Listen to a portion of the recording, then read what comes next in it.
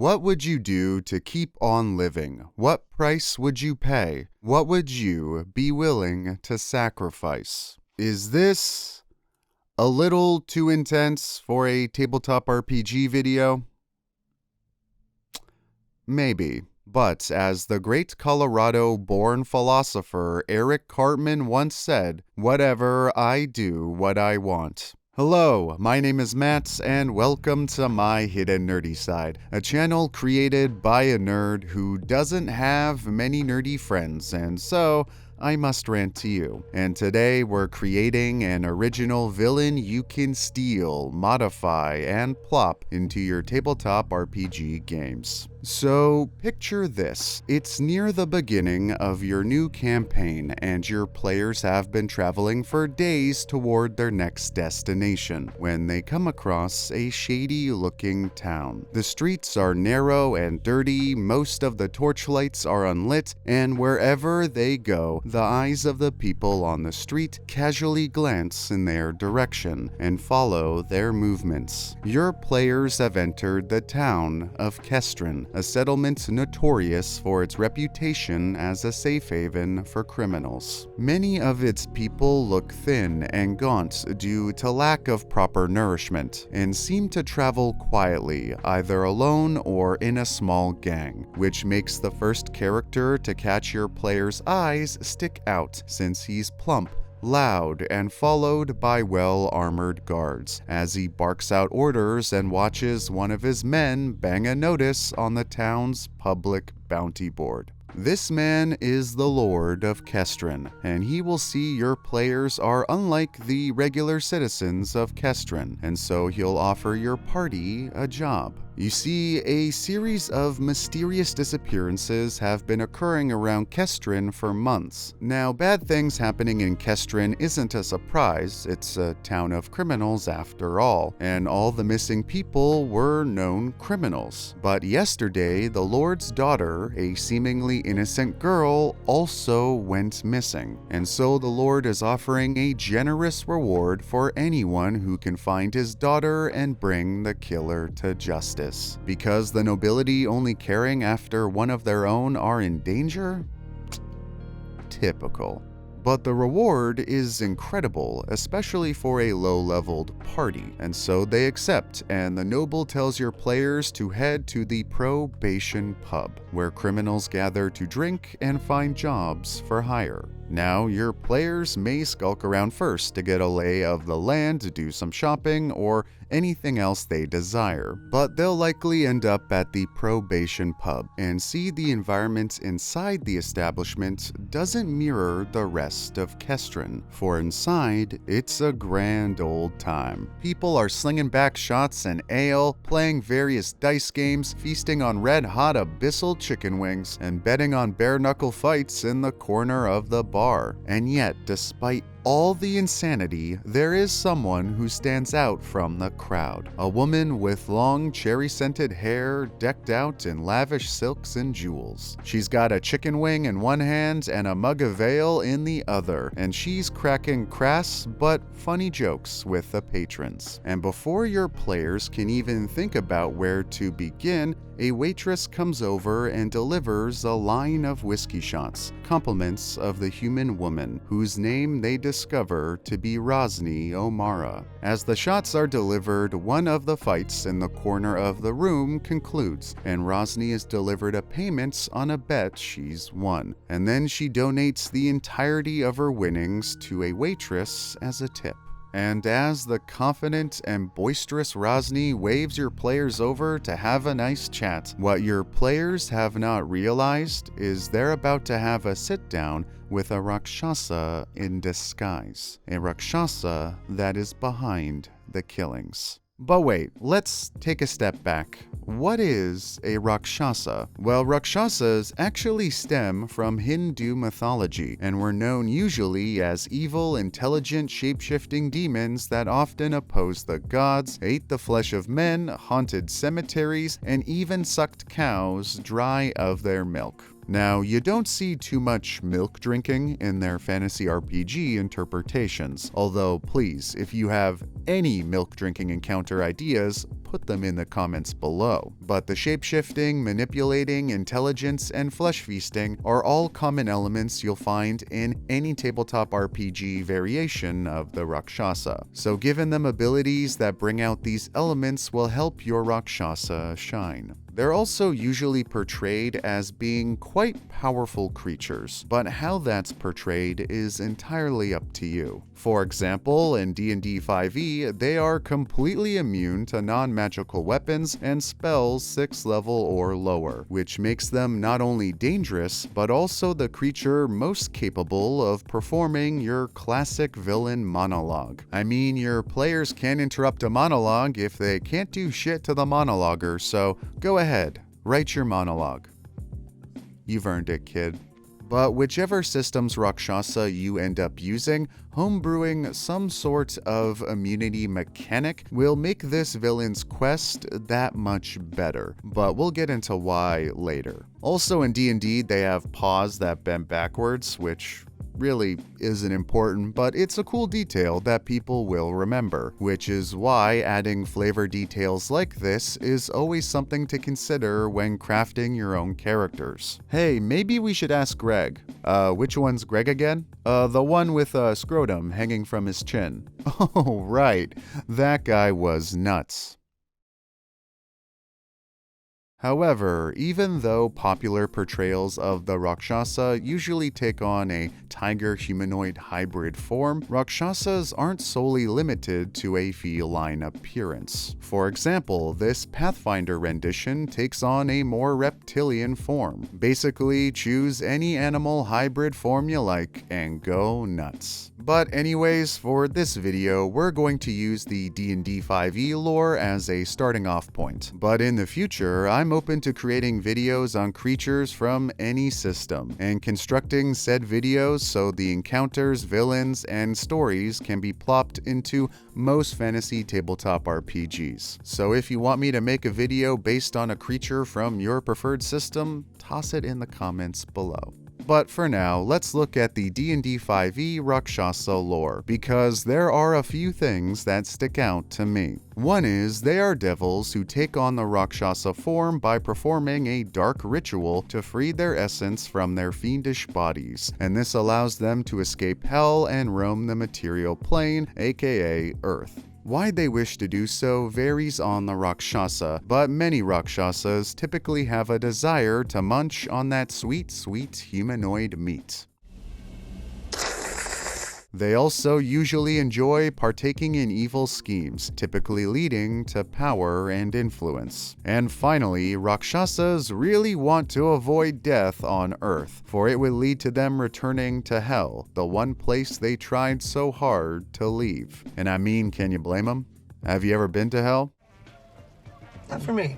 So those are a few things I found interesting about Rakshasas. And after looking at these aspects, I thought, how could I take these and interpret them to create something more meaningful? And so I thought, what if their desire for humanoid flesh wasn't a desire, but a necessity? What if the dark ritual to create them had a greater constant cost? And why would my Rakshasa so desperately want to avoid returning to hell?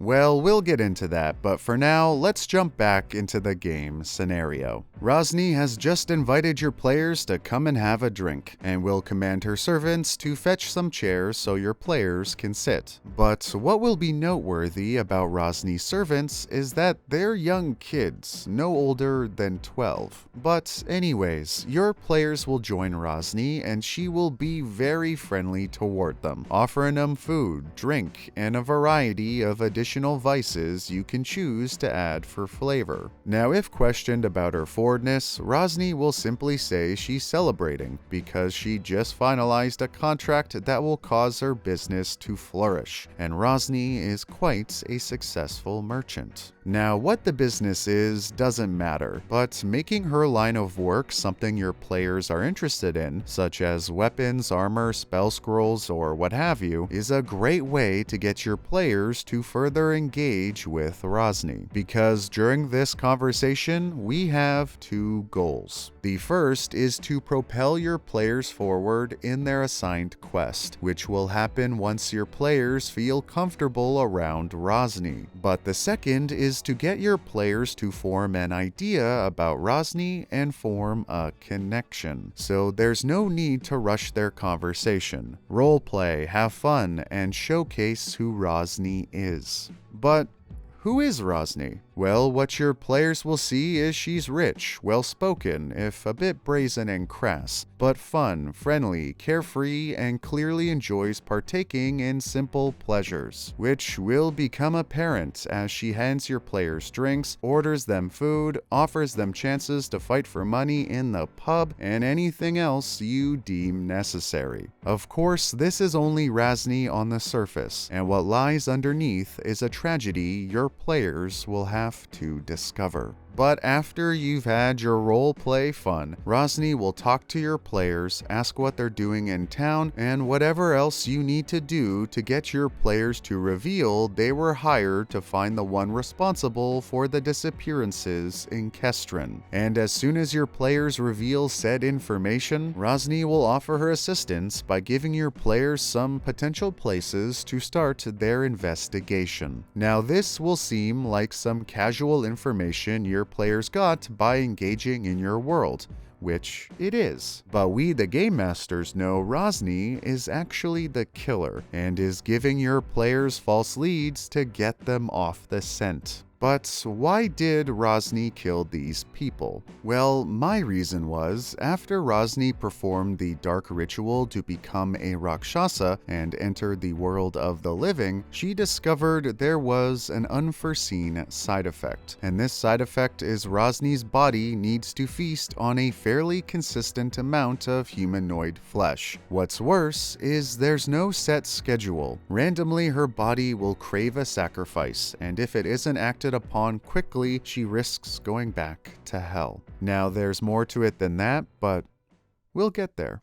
So again, as Game Masters, we know Rasni is actually the one behind these murders, and is simply buttering up your players to pull focus away from her as a suspect. But as it stands, she's currently the most fleshed out and interesting character, so unless I create a few more interesting characters that are believable enough to be the killer, this mystery is going to be over pretty quickly. Because my players will go, I wonder who the killer is. Oh, I don't know, probably the only character the Game Master has put any effort into, and boom, mystery solved. So I would create at least a couple of extra fleshed out suspects that Rasni could reasonably frame, and have her misdirect my players toward them. And then my players would run around town trying to solve the disappearances while being aided by our killer. And it would be up to my players to figure out they're being played. So how could you do this effectively? Well, the key is to craft our suspects in a way so they're not only interesting, but also in a way so Rasni thinks she could realistically frame them, while also leaving enough hints so your party can rule them out as a suspect. For example, let's say Rasni tells my party to look into a guy called Marwin, a leader of an assassin guild, since as an assassin, he's obviously capable of performing such crimes or possibly knowing who did. So clearly Rasni knows Marwin would have a motivation to kill these people, since he kills whoever for money, and he would also be skilled enough to dispose of the bodies as well. We'll say Rasni also knows Marwin was in town on the night when the noble's daughter was killed, and other people can confirm this, making Marwin a frameable candidate. However, while investigating, my players could come across a small pool of blood in an alleyway and find a large pair of footprints next to it. Then my players could find out Marwin not only has fairly small feet, but also kills his targets by strangling them, meaning there would be no blood. But what could possibly have large feet and spill blood? I don't know, maybe a Rakshasa with sharp claws. The other potential candidates I'll leave up to you to create, but the point isn't to create a point A to point B to point C story. The point is to create an environment where your players have free range to go wherever they want and find clues in whatever order they please, creating further engagement, mystery, and immersion. So have Rasni tell your players about the potential suspects up front, and let your players spread out and tackle each one in whatever order they choose. Now this is great, but what we're missing is a way for your players to figure out Rasni is the killer. Like with everything we've talked about today, feel free to customize it as you wish. But one way your players can start piecing together Rasni is the killer is by figuring out all the suspects she pointed towards are innocent, leaving Rasni as the only interesting figure left to investigate. Another way is to have physical clues that potentially point to Rasni that don't fit the other suspects, kind of like we talked about earlier in the assassin example. But for another example, let's say at one of the crime scenes there is a small emerald on the ground, and on Rasni's necklace there is an open socket, meaning it fell out of it. Another way is by framing Rasni as not a great person through your roleplay, because you can still play her as charismatic and fun while still showing she's not the best human being. I mean, some of the most fun people I know are not people I'd exactly call saints. For example, showing her lack of sympathy for the murdered criminals is one way to do this. But another way is something we've already set up. Because if you remember, Rasni has really young servants that tend to her needs. Servants that are no older than 12. That's super fucking weird. And if your players ask about them, Rasni will say they are orphans that she took in and gave work, and she calls them her children. However, if your players are insightful enough, or convince one of the children to talk to them in private, they can discover that the children are scared of Rasni. And if your players ask the right questions, they can discover that if a child misbehaves, they are sent to a boarding school and never seen again. And they can also discover that the children are not allowed to go in the basement of Rasni's mansion. Now, don't rob your players of the victory if they piece it together right away. However, these children will really be scared of Rasni, so I'd make any checks in order to get the children to talk rather difficult, at least the first time.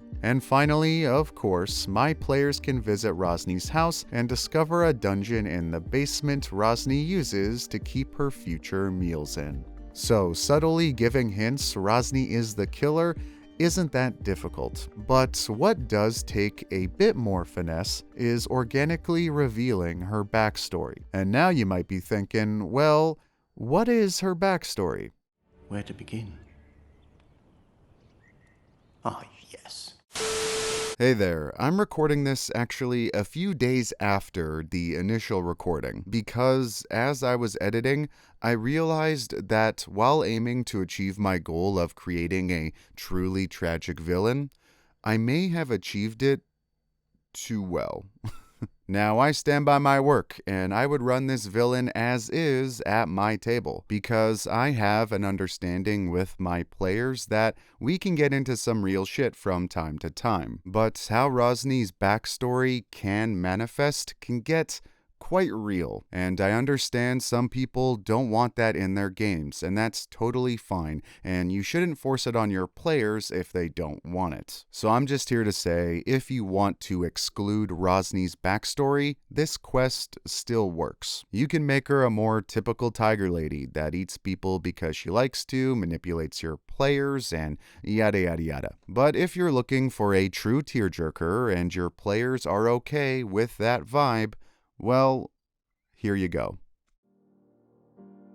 Rasni was a human woman who some would say had the perfect life because she was genuinely happy. She met the man of her dreams when she was relatively young, had a couple of kids, and traveled the world with her family selling exotic goods. But her goal wasn't ultimately money. It was to live life to the fullest and savor every minute of it, which in her eyes she did by sharing all these wonderful moments with the people she loved. However, one day this love for life led to disaster after she acquired an item she didn't know was cursed. Now, being a traveling merchant, it was no surprise Rasni acquired many different items to trade and sell. However, this item was sold to her by a warlock serving an evil ancient devil, and this item slowly caused its possessor to go mad and commit an unforgivable sin, which upon committing would cause the person's body to deteriorate and their soul to be transported to hell. And this unforgivable sin Rasni's madness caused her to commit was the murder of her husband and children, and shortly after she was banished to hell.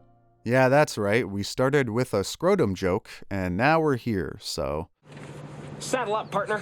Now some people would accept their fates and live out their remaining days in hell, feeling powerless to do anything else. Some people would accept their fate because they feel they deserve it after committing such an atrocity. But our Rasni had a different approach, for you see, living in hell, at least for Rasni, felt empty. Although she was technically conscious, she didn't feel alive. And before tragedy fell upon her, she had what some would say is the perfect life. She accomplished the pinnacle of existence by living life to the fullest and waking up every single day happy. And so now her motivation is to truly feel alive again, something she believes she can only do by returning to the world of the living. And this is what drives her for many years to seek out methods to do so, leading her to performing the dark ritual to become a Rakshasa.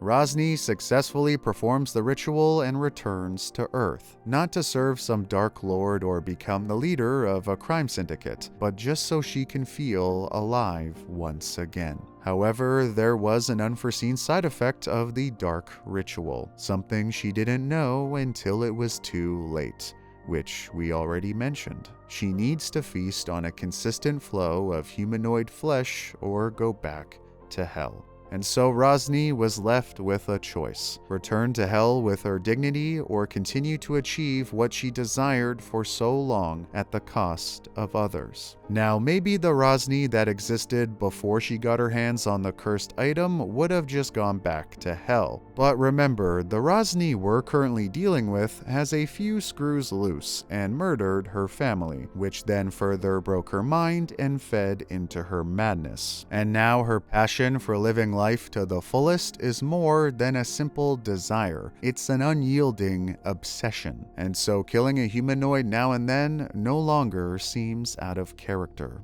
But it gets even worse, because she can't cope with the fact that even though it's not her fault, she did kill her family, and so she's repressed those memories, and now wanders searching for what made her previous life worth living, but not knowing where to start. And so instead of finding people she actually cares about to share all of life's little moments with, which is what made her truly happy before, she chases more surface level desires and forms empty shells of relationships like she has with her servant children, all while trying to find the true key to her happiness and leaving dead bodies in her wake. Man, remember when this video started with an Eric Cartman quote? Good times. So now you know the tale of Rasni the Rakshasa. But the question remains, how can we organically reveal her backstory? You could go the simple route of having Rasni keep a journal where she dictates her thoughts, but that's too info-dumpy and a bit cliche. You could have one of the servant children reveal it if your players earn it, but again, that's too much info all in one go. So the way I do it is by having the townspeople reveal it bit by bit. Not the Rakshasa part or the fact Rasni is the killer. Let your players discover that on their own. I mean, what's better, having your players be told Rasni is the killer or coming across a bunch of dismembered bodies in her basement? But during your investigation, your players will be traveling all over town and can have run-ins with many people: suspects, shopkeepers, passers-by, the nobility checking in on their progress, and so on. And every time you have a conversation, there is an opportunity for Rasni to be brought up. And every time she comes up, you can have a citizen be visibly sad or say things like, "Ugh, poor Rasni," prompting your players to ask what they mean by that. One person can say, "Oh geez, I heard Rasni lost her whole family a while back. Poor girl." Then later on, another citizen can say, "I heard she went crazy after that." Then later on, someone says, "No, I heard she went crazy before that and was actually the one to kill her family." And so on and so on and so on, slowly building up the mythos of Rasni. However, the cherry on top of this encounter is the end, because once your players piece it together and confront Rasni, so long as they have evidence, she will sigh, look ashamed, admit to everything, reveal the remaining bits of backstory yet to be discovered, and then attempt diplomacy, because her broken mind is tricking her into believing she's got it good here, and she doesn't want to lose that. She will then ask my players to leave her in peace, since she's only harming horrible criminals and has no intention of hurting innocents, which doesn't make it right, but it could make sense to a broken mind like Rasni's. If they ask about the noble's daughter, Rasni will be visibly upset and explain she had extra criminals stocked up, but her recent sacrifice was particularly demanding, and she needed to come up with an extra body fast. Rasni felt her soul being ripped out of her body and brought back to hell, and so unfortunately she had to kill the first thing she saw,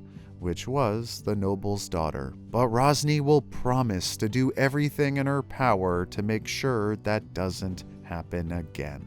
And then your players will probably still try to kill her, but then realize they can't. No spell they use can harm her, and no weapon they have can pierce her skin. And then Rasni will reveal her true Rakshasa form.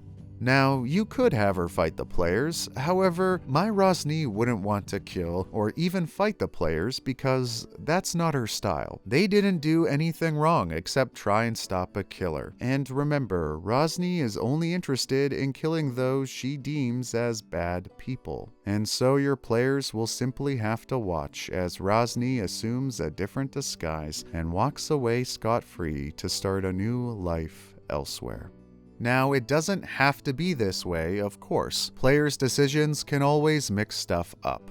Maybe your players try and tie her up, pin her arms down, and cover her lips to prevent any spellcasting, and then have to figure out a way to get past her immunities. Maybe they can force Rasni to confront her dark past, and convince Rasni to give up on this sadistic lifestyle, since it's not what her family would want. And you can create a truly deep and emotionally brilliant moment. Or maybe because of your players' choices, Rasni does deem them bad people, or something else entirely. That's the beauty of Dungeons and Dragons, or Pathfinder, or Call of Cthulhu, or any other tabletop RPG. But not every encounter needs to have a happy ending, so long as player agency is respected. And this encounter can serve as a reminder that there are some forces currently out of your player's reach. But it doesn't have to be that way forever, because as they get stronger, maybe they run into Rasni again in a different town